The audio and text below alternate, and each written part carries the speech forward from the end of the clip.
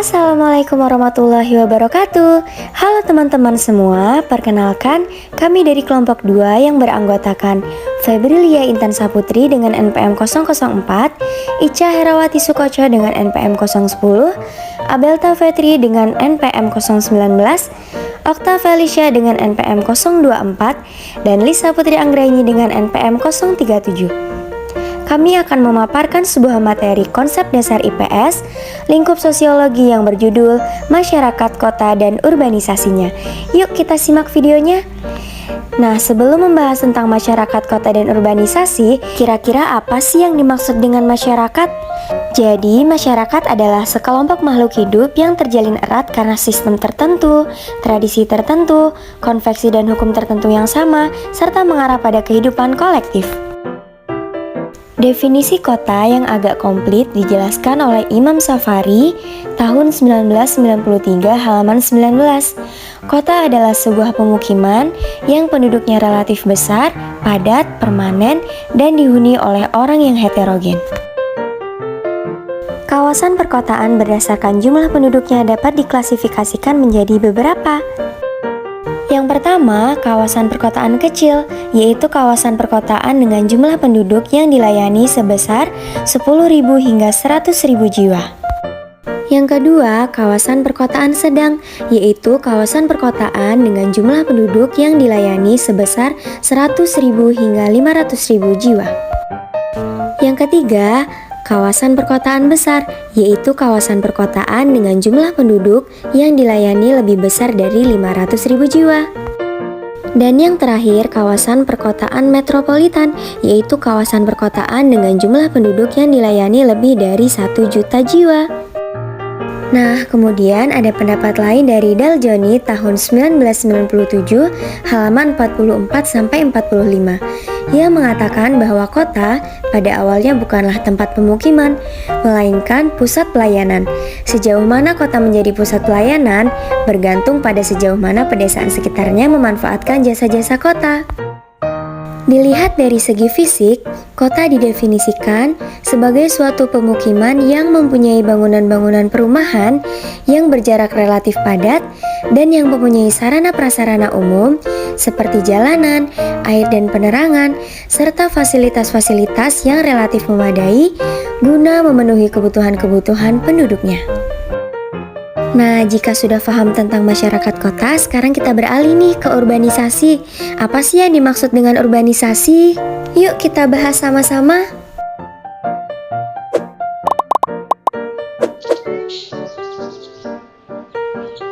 Urbanisasi adalah perpindahan penduduk dari desa ke kota. Jadi, orang-orang berpindah tempat tinggal yang awalnya di desa berpindah ke kota. Urbanisasi merupakan masalah yang cukup serius bagi kita semua. Jumlah peningkatan penduduk kota yang signifikan tanpa didukung dan diimbangi dengan jumlah lapangan pekerjaan, fasilitas umum, aparat penegak hukum, perumahan, penyediaan pangan, dan sebagainya tentu menjadi masalah yang harus segera dicarikan jalan keluarnya. Kemudian kita akan membahas tentang faktor penyebab urbanisasi. Kira-kira apa aja sih faktor penyebabnya? Yuk kita simak sama-sama. Yang pertama adalah lapangan pekerjaan di kota lebih beragam, seperti menjadi presenter TV, menjadi koki, arsitek, dan sebagainya. Yang kedua, fasilitas sosial di kota lebih memadai, seperti angkutan umum, telepon umum, rumah sakit, dan lain sebagainya. Yang ketiga, berpotensi sebagai tempat pemasaran.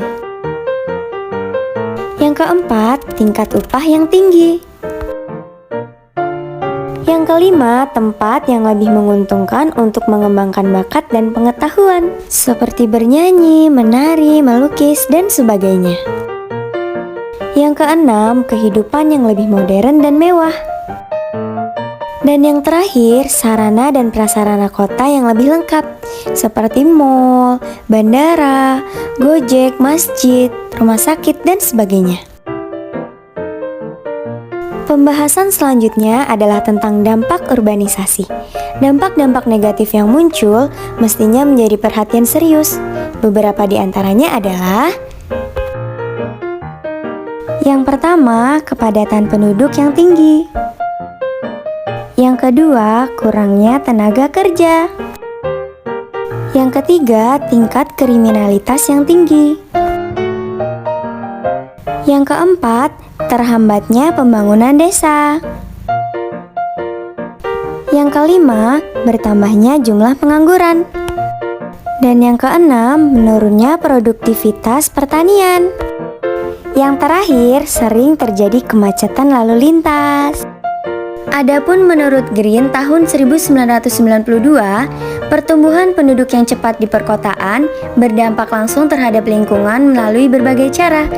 Yang pertama, karena luas perkotaan terus berkembang, pemerintah mengubah lahan pertanian menjadi lahan industri dan permukiman. Yang kedua, penduduk perkotaan lebih banyak menggunakan air dan energi, serta lebih banyak membuang limbah atau sampah dibandingkan dengan penduduk pedesaan. Dan yang ketiga, penduduk perkotaan yang padat akan menyebabkan polusi udara dan air.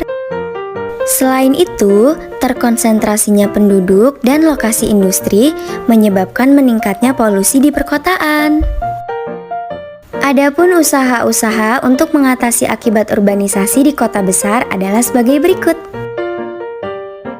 Yang pertama, menertibkan permukiman kumuh, pembuangan sampah, dan air limbah.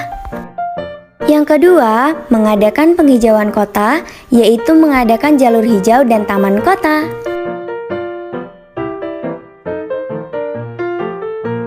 Yang ketiga, memperluas permukiman dengan membangun kota satelit, yaitu kota kecil di sekitar kota besar. Dan yang keempat, menambah perumahan rakyat dengan membangun rumah murah, yaitu rumah susun, menambah sarana angkutan, jaringan listrik, air minum, dan sebagainya.